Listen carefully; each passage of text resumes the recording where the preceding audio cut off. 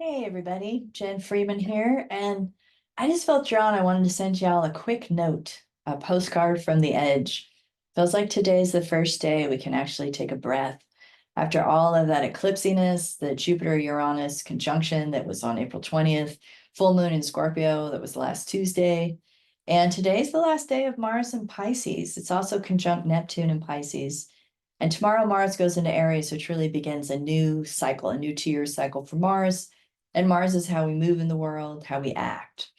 So this day is a liminal day. And I invite you, if you have any time in the day where you could just chill, sit outside. Hopefully the weather's beautiful wherever you are.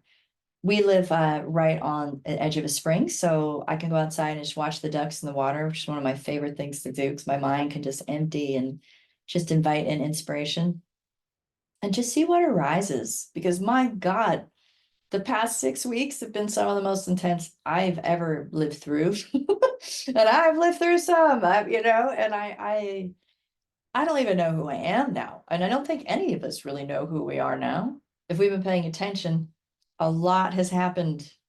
And it feels to me like the rest of the year, basically, the calendar year, feels like we'll be integrating what we just did in these past 4 months and specifically these past 6 weeks. So give yourself a break. First of all, give yourself a break. You did it. We made it. Woohoo! We made it through the eclipse tunnel. Some people say the eclipse tunnel ends at the next new moon, some say at the full moon. It still feels eclipse tunnely to me, so I'm going to probably go with that new moon next week. And I just had a great session with a client where we looked all at what the moon in Scorpio, the full moon in Scorpio had brought up.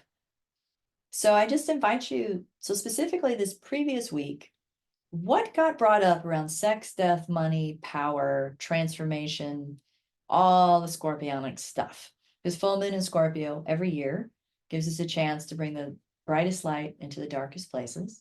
It's also Wesak, celebrated in Buddhism for the Buddha's birthday, death day, and day of enlightenment. Always a profound time. And that's one of those ones I could feel for many, many years before I knew it was even a known thing. Once I knew it was a known thing, which an actual huge holiday in Buddhism, it's like, it all makes so much more sense. So I know for me personally, my mind feels so soft, my heart feels so soft. And I can feel by tomorrow and probably heading into the next few days, there'll be a lot more action. But this day, it's like, take a breath. Whew, celebrate. We made it. And what earthquakes have come in your life, what changes, what realizations. Just give yourself a minute before that Mars and Aries tomorrow, and we initiate the next 2 year cycle of our actions in the world. So as always, you can reach me at jen@jenfreeman.co. I'd love to help you out. If you have anything going on, you'd love some support in. And really, I just celebrate all of you and all that you've gone through and done in this past 6 weeks, whether it's inner realizations, outer transformations, breakups, getting togethers, moving, new jobs. Oh my God, that's the beauty of my work. I get to see so many people in the same transit and get to see the similarity of their experiences and yet the precision of how perfect the medicine is just for them and their chart. So much love to all of you. See you soon.